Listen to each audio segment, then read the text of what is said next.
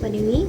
Halo teman-teman, semoga kalian semua selalu dalam keadaan sehat dan semangat. Kali ini saya akan membahas topik yang sangat dekat dengan kehidupan kita sehari-hari, yaitu demokrasi, kepemimpinan, dan penegakan hukum dalam perspektif Islam. Mungkin saat mendengar kata demokrasi atau penegakan hukum, sebagian orang langsung membayangkan dunia politik atau urusan pemerintahan.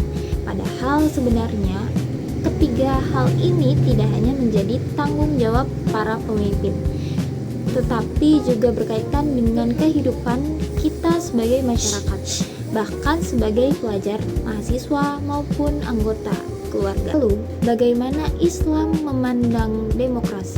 Dalam Islam, kita memang tidak menemukan istilah demokrasi secara langsung, namun ada konsep yang sangat penting, yaitu musyawarah atau syura.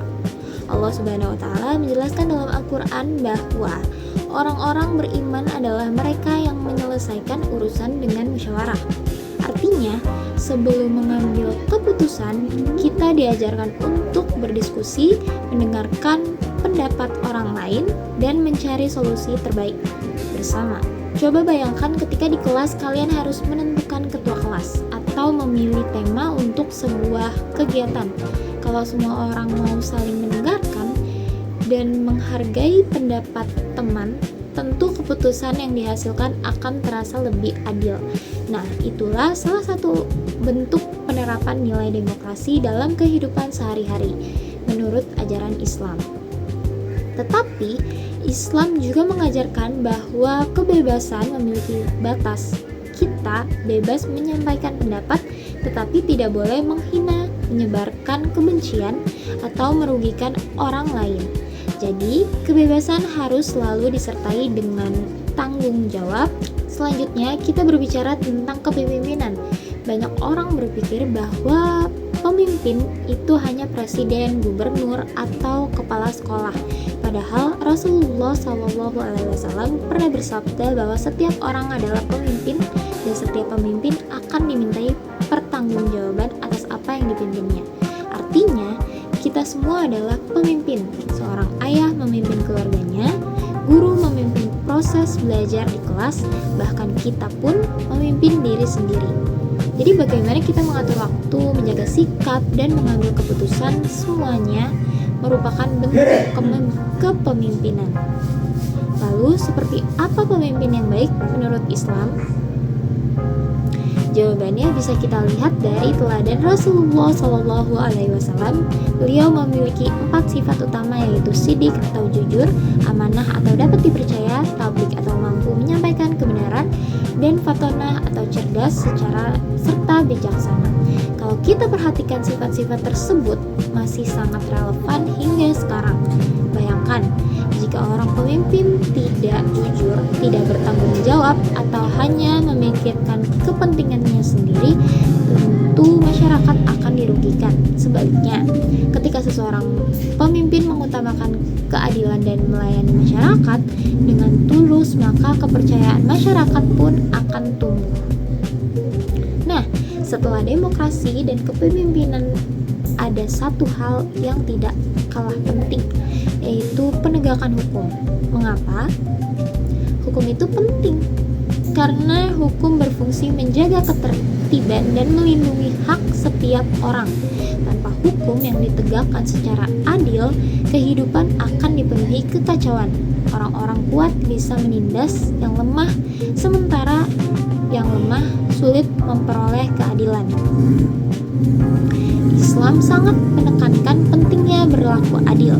Bukan Rasulullah SAW memberikan contoh luar biasa bahwa hukum harus ditegakkan tanpa memandang siapa pelakunya.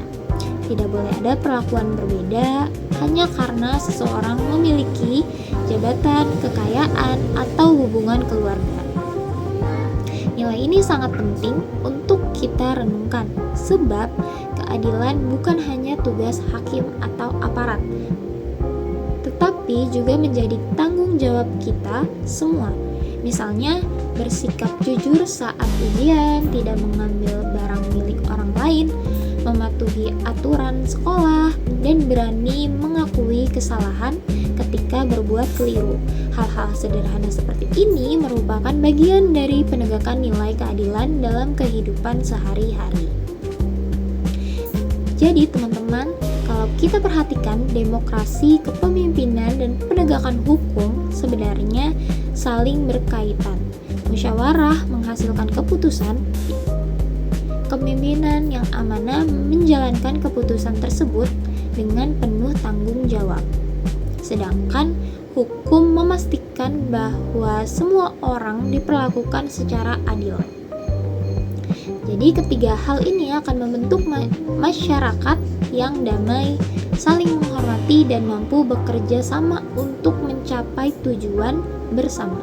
Inilah yang disebut sebagai peradaban yang berkeadilan, yaitu kehidupan yang dibangun di atas nilai kejujuran, tanggung jawab, musyawarah, dan keadilan sebagaimana diajarkan dalam Islam. Sebagai generasi muda, kita memiliki peran besar untuk mewujudkan nilai-nilai tersebut.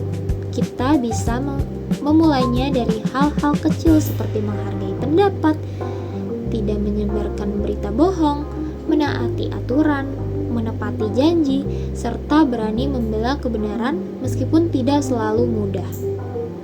Perubahan besar selalu dimulai dari langkah-langkah kecil yang dilakukan secara konsisten.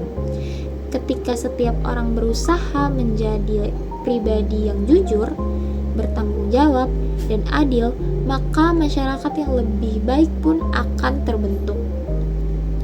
Jadi teman-teman, itulah pembahasan saya mengenai demokrasi, kepemimpinan, dan penegakan hukum dalam perspektif Islam.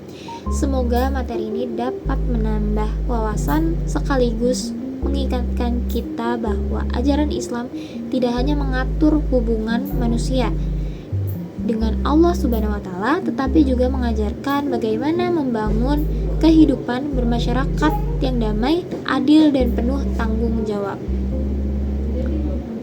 Jadi, terima kasih sudah menyimak video ini sampai selesai.